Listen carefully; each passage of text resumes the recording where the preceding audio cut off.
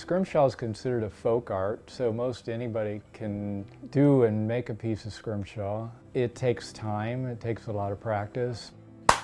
I'm Brian Kiracofe, and this is my take on Scrimshaw. Scrimshaw is the art of engraving on ivory or bone. The sailors were at sea hunting the whale for the oil. That would take anywhere from 2 to 5 years was an average voyage. No one really knows the origin of the word Scrimshaw. It does mean a lazy person or killing time, so the sailors were doing Scrimshaw in their downtime between the whale hunts. They would scrape down a whale tooth with their jackknife and sand it with usually shark skin, and then buff the tooth with chamois and get it somewhat polished enough that they could scratch a design into the tooth. From there, rub paint over it, or for the most part it was lamp black from the whale oil lamps. The early Scrimshaw on board whale ships, especially on whale teeth, were mostly scenes that they saw every day, but they also did designs that were reminding them of home. You see a number of women on whale teeth, and you can date it almost by the attire that they were wearing. So a lot of times they're in Victorian outfits. And often the sailor would take a picture from a magazine and lay it out on a whale tooth, put little pinpricks into that, like a connect the dot type of idea, and then come back and do the engraving. So they weren't as artistic as a lot of the modern Scrimshaw artists are, but there were some absolutely beautiful pieces done by the sailors on board ship.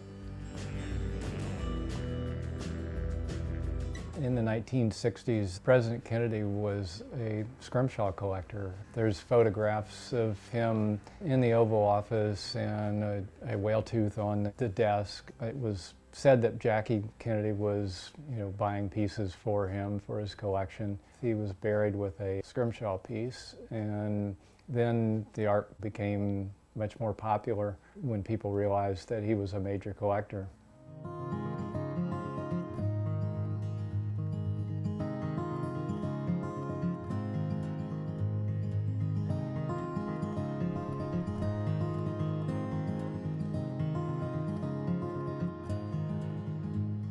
I've been there 38 years.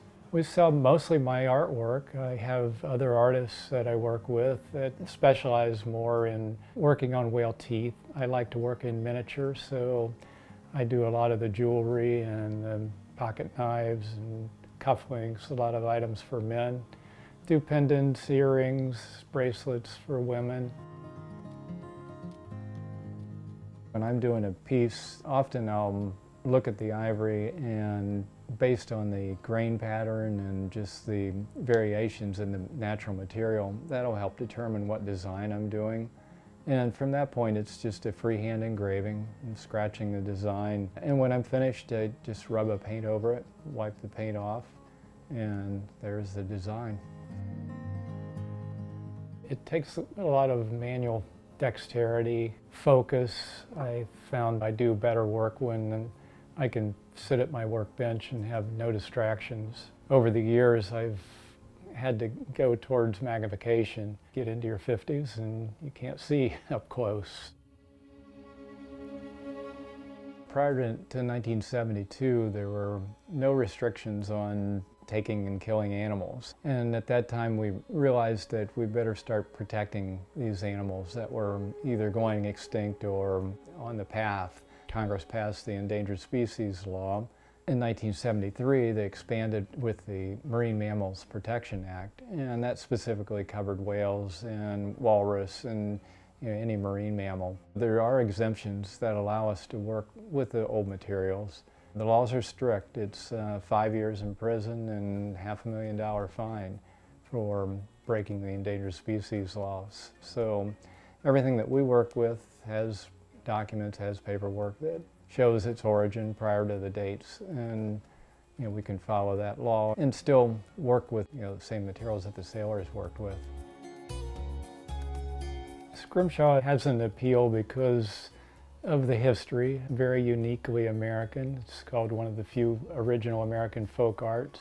So a certain number of people will always like the history, like that this was something that started in America. It's a very unique art form, and I think people will always be interested in it as a folk art, just the uniqueness about it.